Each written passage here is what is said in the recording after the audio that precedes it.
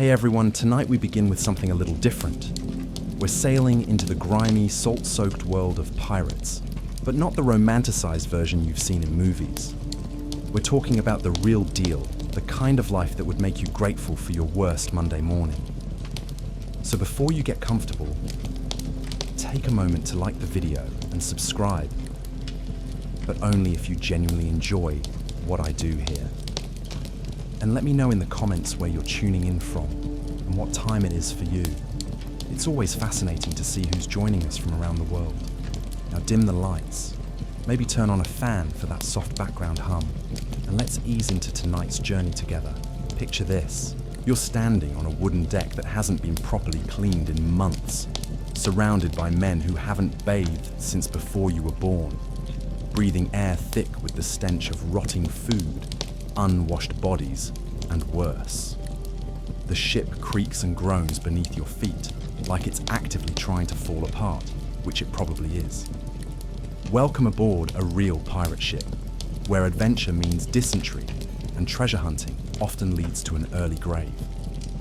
The romanticized image of pirate life that Hollywood has fed us is about as accurate as a compass made of cheese. You know the one. Swashbuckling rogues with perfectly trimmed beards, clean white shirts billowing in the ocean breeze, and ships that look like floating palaces. The reality was far more brutal, disgusting, and short-lived than any movie would dare to portray. Let's start with the ship itself, because if you're going to spend months or even years aboard this floating prison, you'd better know what you're getting into. Most pirate vessels were stolen merchant ships or converted naval vessels, which means they weren't exactly built for comfort. These weren't luxury cruise liners with spacious cabins and fine dining. They were cramped, leaking, rat-infested wooden boxes that somehow managed to stay afloat, despite the ocean's best efforts to sink them. The average pirate ship measured somewhere between 60 and 100 feet in length, which sounds spacious until you realize that 50 to 100 feet in length, 100 men had to live, work, eat, sleep, and perform bodily functions in that same space. Privacy was not just rare, it was completely non-existent. You'd be lucky to have a hammock to call your own, and even then, you'd be swinging inches away from your fellow pirates, listening to their snoring, groaning, and other less pleasant nighttime sounds. The ship's hull was constantly taking on water, not because of dramatic cannon battles, but because wooden ships just leak. It's what they do. The spaces between the planks would shift and separate, especially in rough seas, allowing seawater to seep in continuously. This meant that someone always had to be manning the bilge pumps, working in the lowest, dampest, most miserable part of the ship to keep everyone from drowning in their sleep. Speaking of sleep, forget about comfortable beds or even basic mattresses. Pirates slept in hammocks if they were lucky, or simply curled up on the deck if they weren't. These hammocks weren't the comfortable rope versions you might imagine lounging in during a vacation. They were rough canvas slings that provided minimal comfort and maximum opportunity for back pain. The constant motion of the ship meant you'd be swaying and rocking all night long, assuming the weather was calm enough to actually fall asleep. Now let's talk about the smell, because no honest discussion of pirate ship life can avoid this particular horror. Imagine the worst locker room you've ever encountered. Multiply that by about 50. Add in some rotting fish, stagnant water, human waste, and the sweet aroma of men who consider bathing a dangerous waste of fresh water. That's the baseline smell aboard a pirate ship on a good day. Fresh water was precious beyond measure, reserved for drinking and cooking, which meant that bathing was practically unheard of. Most pirates would go months without a proper wash, relying on the occasional splash of seawater to rinse off the worst of the grime. Seawater, however, doesn't actually clean you.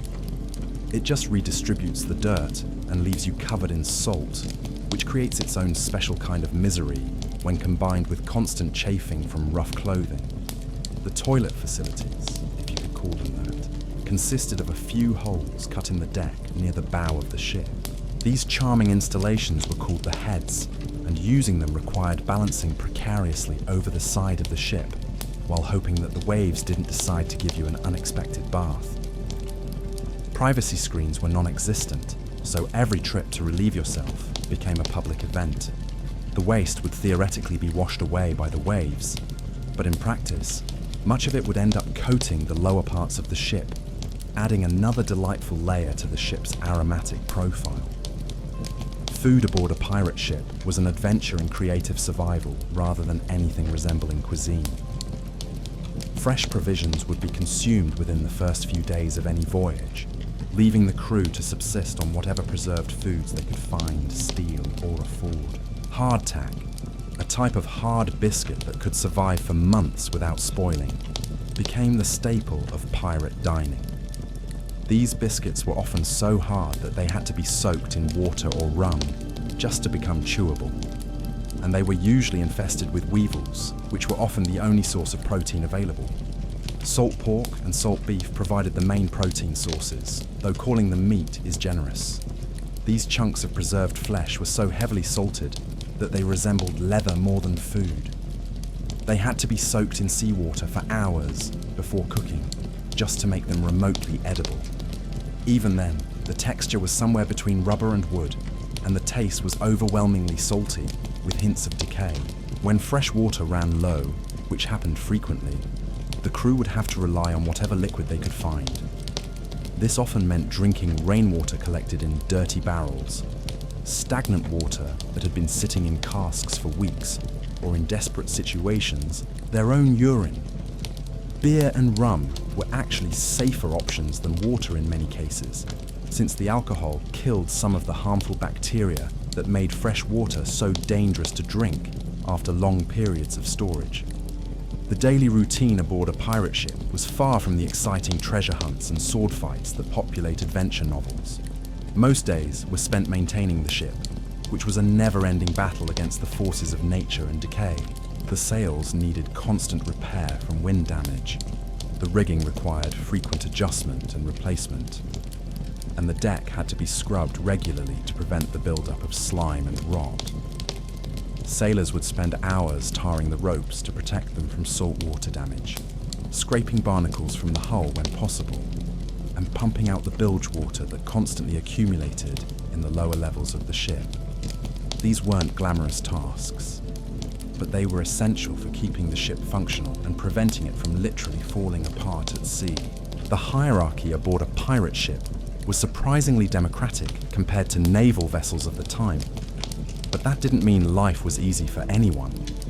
The captain held ultimate authority during battle and navigation, but major decisions were often put to a vote among the crew.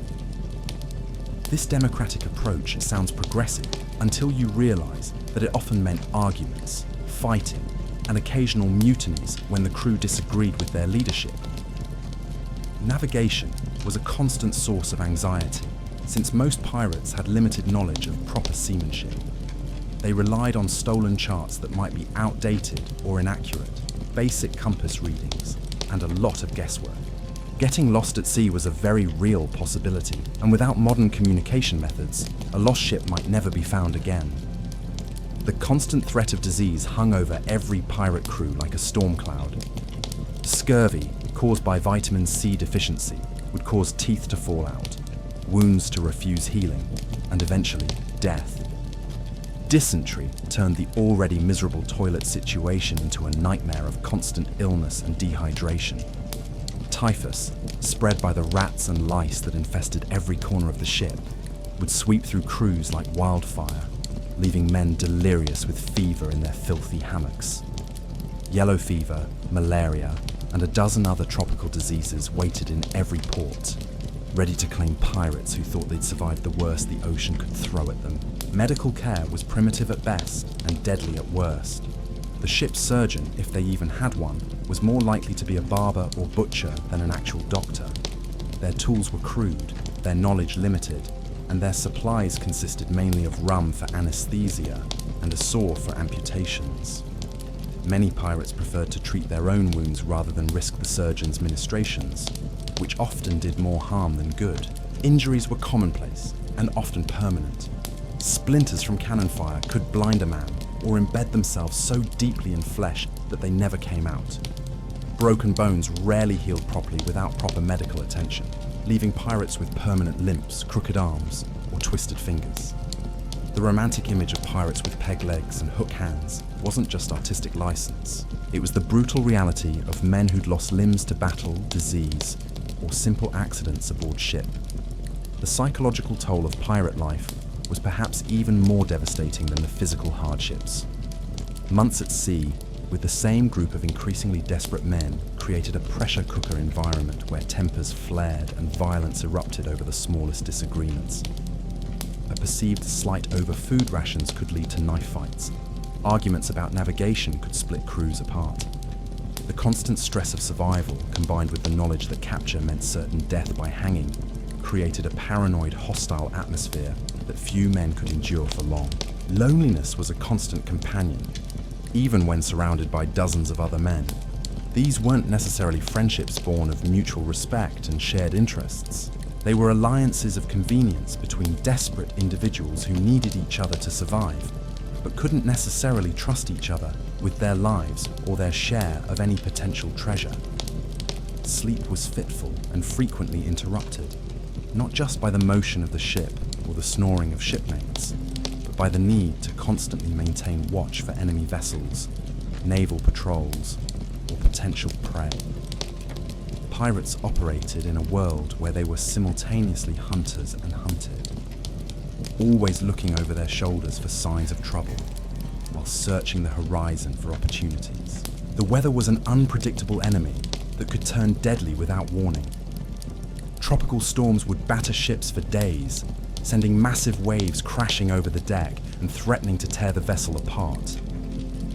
During these storms, pirates would lash themselves to whatever solid objects they could find and pray that the ship would hold together long enough to see calm seas again. Many didn't make it through these ordeals, swept overboard by rogue waves or crushed by falling rigging. But even calm weather brought its own miseries. The tropical sun would beat down mercilessly on the wooden deck, turning the ship into a floating oven.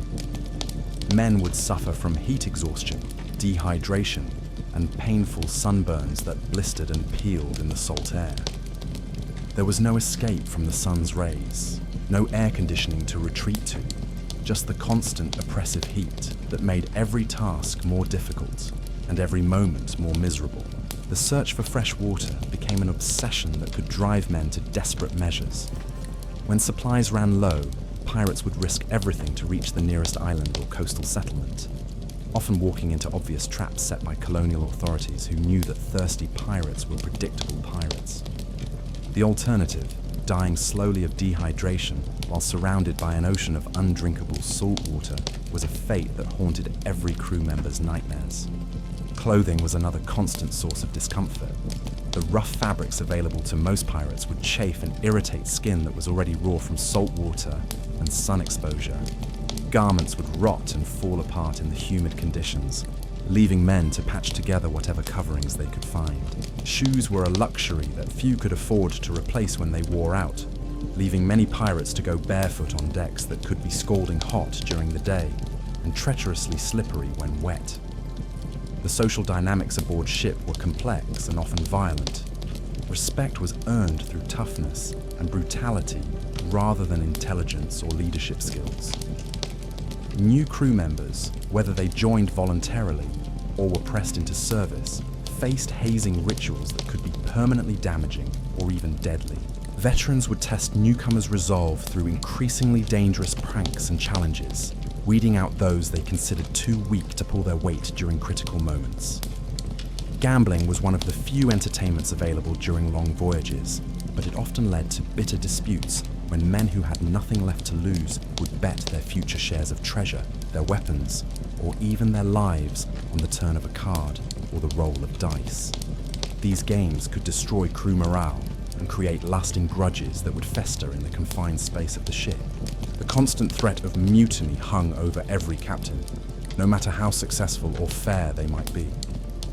Crews who felt their leader was leading them toward disaster, keeping too large a share of profits, or simply making poor decisions would plot in whispers and shadows. Mutinies were swift and brutal affairs that often ended with former leaders being marooned on deserted islands or thrown overboard to drown. Even successful pirates faced the grim reality that their careers were necessarily short-lived. The life expectancy of the average pirate was measured in months rather than years. Those who weren't killed in battle, executed by authorities, or claimed by disease would often find themselves growing too old and infirm to continue the physical demands of shipboard life. Retirement wasn't really an option for most pirates, who had no savings, no family willing to take them in, and no legitimate skills that would allow them to find honest work. The romantic notion of pirates retiring to tropical islands with chests full of gold was nothing more than fantasy for the vast majority of these desperate men. The few who did manage to accumulate wealth faced the constant paranoia that their former crewmates would murder them for their share, or that colonial authorities would track them down and strip them of everything before fitting them with a noose. The actual process of acquiring treasure was far less glamorous than popular culture suggests. Most pirate attacks weren't dramatic ship-to-ship battles with cannons blazing and cutlasses flashing. They were ambushes against defenseless merchant vessels whose crews would surrender immediately rather than face certain death. The treasure was usually mundane cargo like sugar, tobacco, or textiles, rather than chests overflowing with gold doubloons and precious gems. When pirates did encounter resistance, the violence was swift and horrific.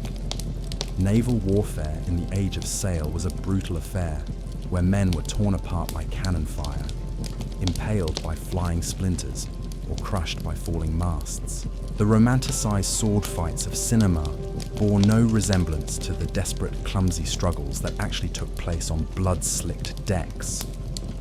Most pirates were barely competent with their weapons, and battles were won through overwhelming numbers and sheer viciousness rather than skill or honor. The aftermath of successful raids brought its own problems. Dividing loot among the crew was a source of constant tension and frequent violence.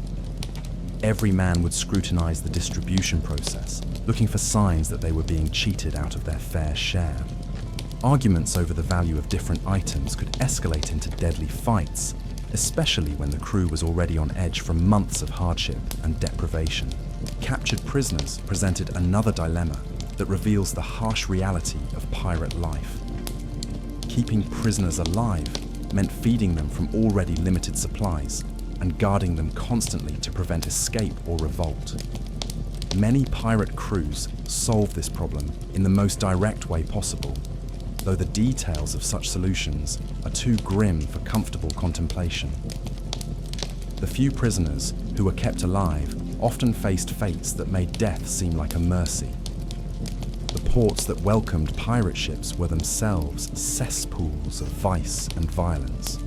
Places like Port Royal in Jamaica or Nassau in the Bahamas were lawless settlements where pirates could sell stolen goods, recruit new crew members, and temporarily escape the confines of their floating prisons. But these ports were also breeding grounds for disease, violence, and betrayal. Pirates who survived months at sea might find themselves murdered in a tavern brawl or succumb to tropical diseases within days of reaching land. The women in these ports were often as desperate as the pirates themselves, trapped in lives of poverty and exploitation with few alternatives for survival. The romanticized image of pirate wenches willingly consorting with dashing rogues ignores the brutal reality of women who had no choice but to serve men who were often violent, diseased, and completely without mercy. Shore leave was typically brief and chaotic, as crews would spend their shares of plunder as quickly as possible on rum, gambling, and whatever pleasures they could afford. Most pirates understood that their next voyage might be their last, so they saw little point in saving money for a future that probably wouldn't arrive. This created a vicious cycle where crews would return to sea broke and desperate, forced to take increasingly dangerous risks to survive. The legal system of the time showed no mercy to captured pirates. Admiralty courts would process dozens of cases at a time, with hangings scheduled like regular market days. The authorities understood that pirates were a threat to the entire colonial economy. And they responded with systematic brutality designed to discourage others from choosing the pirate life. Public executions were theatrical events meant to demonstrate the consequences of defying the established order. Pirates who managed to avoid capture faced the gradual deterioration of their bodies and minds under the constant stress of their lifestyle. Malnutrition left them with rotting teeth, brittle bones, and weakened immune systems. The tropical sun would age their skin prematurely, leaving them looking decades older than their actual years. Many developed what we would now recognize as post-traumatic stress disorder, becoming paranoid, violent, and unable to function in normal society, even if they wanted to abandon their criminal careers. The ships themselves were constantly deteriorating under the harsh conditions of tropical waters. Shipworms would bore through wooden hulls, creating leaks that required constant attention. The tropical heat would warp and split timbers, while the salt air corroded metal fittings and rigging. Maintaining a seaworthy vessel required skills that most pirates lacked, leading to dangerous situations where crews would find themselves aboard ships that were barely functional. Navigation remained a constant source of anxiety and frequent disaster. Many pirates were former merchant sailors who had learned basic seamanship, but few had the advanced skills needed for accurate navigation across open ocean. They relied on coastal navigation when possible, following familiar shorelines and using landmarks to determine their position. When forced to venture into open water, they often became lost, sometimes for weeks at a time, as they struggled to find their way back to familiar waters. The psychological pressure of command was particularly intense for pirate captains, who had to balance the conflicting demands of maintaining discipline while keeping their crews satisfied enough to prevent mutiny. A captain who was too harsh might find himself overthrown and murdered, while one who was too lenient might lose control of his ship during critical moments. This balancing act required political skills that few pirates possessed, and the average tenure of a pirate captain was measured in months rather than years. Weather patterns in the Caribbean and other pirate-infested waters were unpredictable and often deadly. Hurricane season would trap ships in port for months, creating overcrowding and tension as crews competed for limited resources. When storms did strike ships at sea, the results were often catastrophic. Entire crews would disappear without a trace, their ships found weeks later as empty hulks, drifting with the currents if they were found at all. The constant threat of disease created a climate of fear that permeated every aspect of shipboard life. When illness struck, it would spread rapidly through the confined quarters, leaving crews too weak to operate their vessels effectively. Pirates would avoid ports known to be infected with yellow fever or plague. But this often meant sailing for weeks longer than planned with dwindling supplies and increasingly desperate crews. The reality of pirate economics was far removed from the treasure-hunting adventures of popular imagination. Most pirate crews operated on the edge of financial ruin, with successful raids barely covering the costs of maintaining their ships and feeding their crews. The division of plunder was governed by strict codes that allocated shares based on rank and contribution, but these systems often broke down when crews faced starvation, or when particularly valuable prizes created tensions that threatened to tear the crew apart. Personal hygiene aboard pirate ships was practically non-existent, creating conditions that modern people would find absolutely unbearable. Men would wear the same clothes for months without washing them, until the garments literally rotted off their bodies. The lack of soap combined with the scarcity of fresh water meant that dirt, sweat, and worse would accumulate in layers on their skin. Open wounds would become infected almost immediately in these conditions, leading to amputations or death from sepsis. The confined quarters meant that every crew member's personal habits became everyone else's problem. Men who talked in their sleep, ground their teeth, or suffered from nightmares would keep their shipmates awake through the long tropical nights. Those with digestive problems would make life miserable for everyone within smelling distance, while men suffering from various tropical diseases would moan and cry out in delirium, creating an atmosphere of constant tension and fear. Communication between ships was primitive and unreliable, leaving pirate crews isolated from news of the outside world for months at a time. They might sail into ports that had been fortified against them, or attempt to attack merchant ships that were actually naval vessels in disguise.